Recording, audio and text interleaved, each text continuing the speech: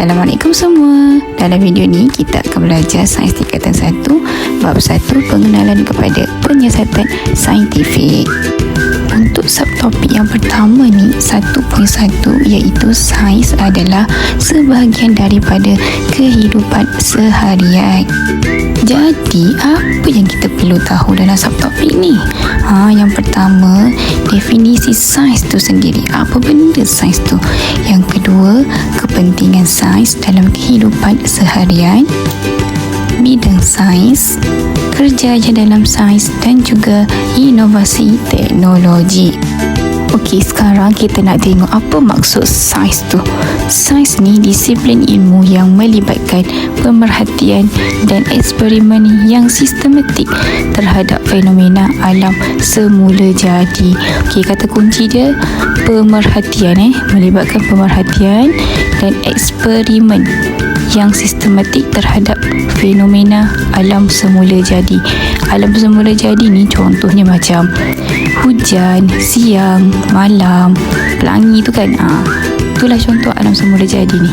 Alam yang Allah ciptakan ni. Seterusnya, kepentingan sains dalam kehidupan seharian kita ni. Cuba tengok tu gambar bangunan berkembar tu kan. Okey, ni dah salah satu contoh kepentingan sains di mana ia dapat menyumbang dalam bidang kejuruteraan. Contohnya pembinaan jambatan, bangunan-bangunan tinggi, macam tu. Sains juga dia penting dalam komunikasi. Maksudnya komunikasi ni jadi lagi cepat, efektif. Contoh macam daripada 3G jadi 4G dan sekarang ni 5G kan. Okey, yang ini kita panggil hidroponik. Hidroponik ini salah satu kaedah bercucuk tanam tanpa menggunakan tanah. Maksudnya dia letak akar pokok tu dalam air yang ada nutrien lah. Macam tu.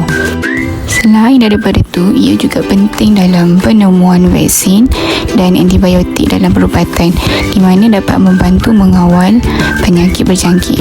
Kita teruskan pula kepada bidang sains. Bidang sains ni macam cabang ilmu sains tu sendiri macam mana. Okey, jom kita tengok.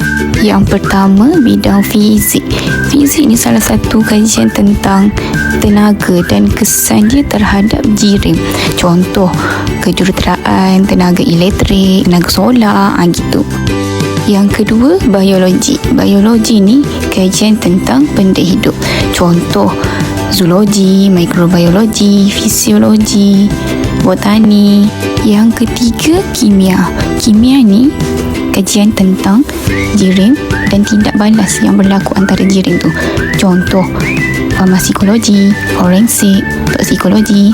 Seterusnya, geologi. Geologi ni kajian tentang batuan, tanah dan mineral. Contohnya, geokimia, geomorfologi dan geofisik. Kemudian, bidang sains lain yang kita boleh explore ialah astronomi.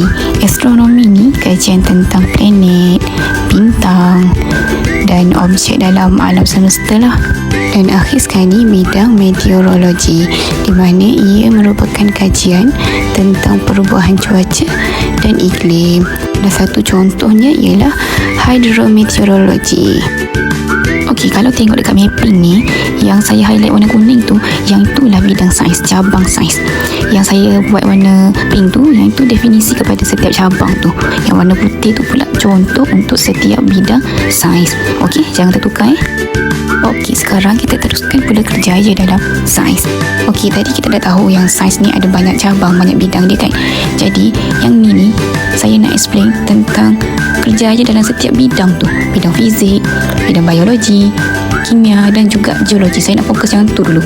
Banyak lagi bidang-bidang yang lain. Jadi, kita nak tengok yang 4 tu dulu. Pertama, kita tengok kerjaya dalam bidang sains fizik.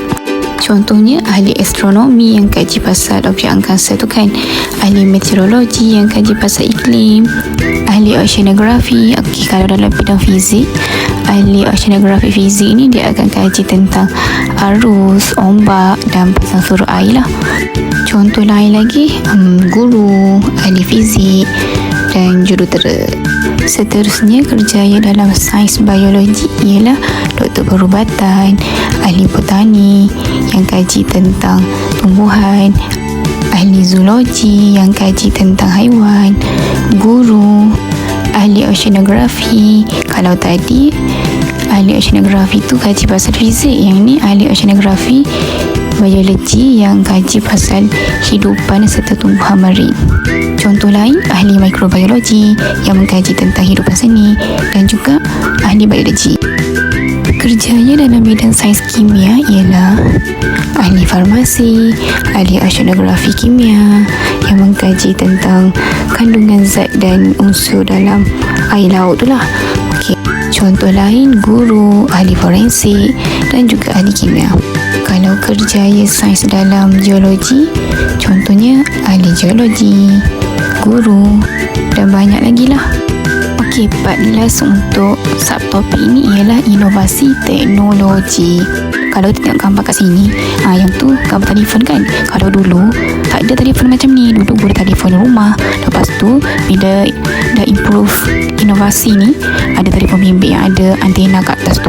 Kemudian improve lagi, telefon bimbit yang ada keypad je, keypad. Lepas tu improve lagi, dan sekarang ni telefon bimbit tak terpanggil, smartphone lah, yang touchscreen tu je. Inilah inovasi dalam komunikasi yang memudahkan lagi urusan kita nak communicate dengan orang yang jauh dengan kita, macam tu. Contoh lain, ada inovasi dalam bidang pengangkutan.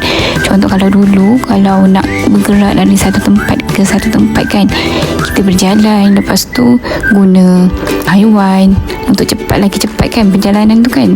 Kemudian ada kenderaan bermotor yang guna minyak, dan sekarang ni yang terbaru ni, inovasi yang terbaru ni, ada kenderaan yang guna elektrik, dia charge, dia tak perlu guna minyak petrol lah. Jadi itu sahaja untuk subtopik ni. Bye.